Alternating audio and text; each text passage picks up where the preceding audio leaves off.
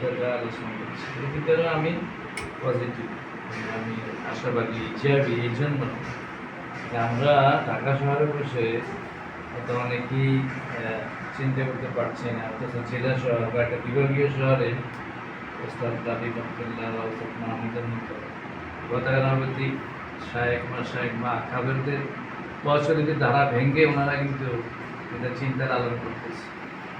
আমার মনে হয় যে এরকম অনেক জায়গায় হচ্ছে এবং শেয়ারিং হচ্ছে, যে আজকে আমাদের নজনের সাথে শেয়ার করছেন, আপনারা হয়তো এরকম শেয়ার নিজের বেদনা থেকে এই শেয়ারটা আপনার করিয়ে যাচ্ছেন, কারণ যে যেটা নিয়ে নামছে সে তার এটা জাতির দাওয়াতি কাজ হিসেবে সে কিন্তু শেয়ার করে যাচ্ছে এবং অর্গানাইজ করে যাচ্ছে।